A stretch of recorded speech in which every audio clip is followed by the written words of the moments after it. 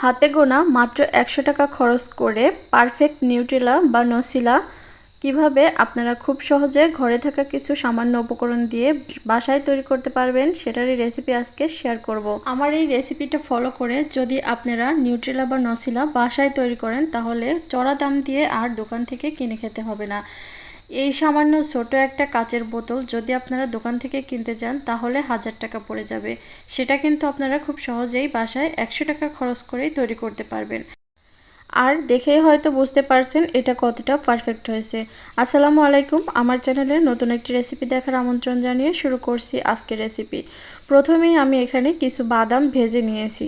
বাদাম ভাজার ভিডিওটুকু আমি স্কিপ করে দিয়েছি, সেটা আর এখানে দেখাইনি, তাহলে ভিডিওটা অনেক বড় হয়ে যেত। চুলার আঁচ মিডিয়ামে রেখে 5 থেকে 6 মিনিট এটাকে ভেজে নিলেই বাদামটা খুব সুন্দরভাবে ভাজা হয়ে যায়। তো এরকম ভাজা বাদাম আপনারা কিন্তু বাইরে কিনতেও পেয়ে যাবেন, চাইলে সেটাও কিনে আনতে পারেন। আবার চাইলে কাঁচা বাদাম কিনে এভাবে আমার মতো ভেজে খোসা ছাড়িয়ে ব্যবহার করতে পারেন। এখানে আমি 1 কাপ বাদাম নিয়ে নিয়েছি ব্লেন্ডার জারে, আর এই বাদামগুলোকে আমি একটু ব্লেন্ড করে নেব। ঘড়ি ধরে 1 মিনিট ব্লেন্ড করলেই হয়ে যাবে, বেশিক্ষণ ব্লেন্ড করার কোনো প্রয়োজন পড়বে না। তো 1 মিনিট পরে মুখটা খুলে এভাবে চারপাশ থেকে একটু নেড়ে চেড়ে দিতে হবে, যাতে করে চারপাশের বাদামটাও মধ্যে এসে মানে সমানভাবে এটা ব্লেন্ড হয়ে যায়। তারপরে আমি আরও 1 মিনিট এটাকে ব্লেন্ড করে নেব। অবশ্যই এখানে খুব ভালো মানের একটা ব্লেন্ডার ইউজ করতে হবে। তো অলরেডি কিন্তু বাদাম থেকে তেলটা বের হওয়া শুরু করে দিয়েছে। এই যে দেখুন, এ পর্যায়ে বাদামটা কিন্তু অনেকটাই আঠালো হয়ে যাবে। তো এখন এখানে আমি সামান্য তেল ব্যবহার করব। আমি এখানে 1 টেবিল চামচ তেলটা দিয়ে দিলাম। পরে আমি আরও কিছুটা তেল ব্যবহার করব, তবে অল্প অল্প করে ব্যবহার করতে হবে। তো আমি আরও 1 মিনিট এটাকে ব্লেন্ড করে নেব। দেখতে পারছেন এটা কিন্তু অনেকটাই লিকুইড হয়ে গেছে, কারণ বাদাম থেকে অনেকটা তেল বের হয়। তারপরেও আমি 1 টেবিল চামচ সয়াবিন তেল দিয়ে দিয়েছিলাম। মোট মিলিয়ে এটা ঘনত্ব ঠিক এরকম হয়েছে।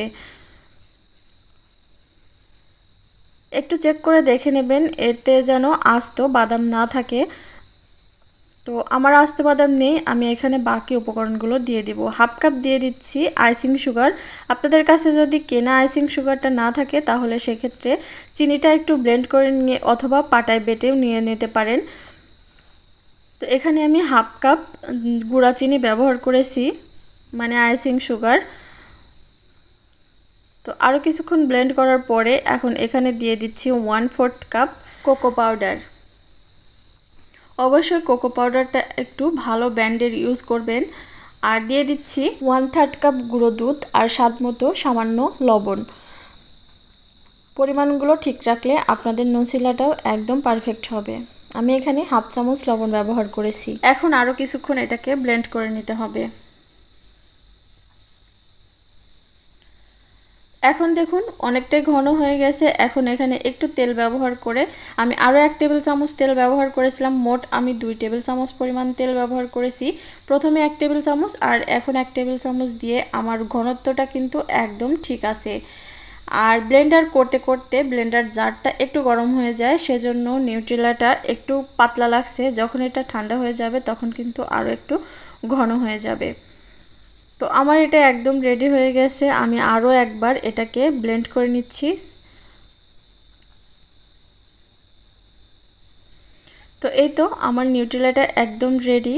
এখন এটা কিভাবে সংরক্ষণ করবেন সেটা বলে দিচ্ছি। এই যে দেখুন ঘনত্বটা ঠিক এরকম হয়েছে।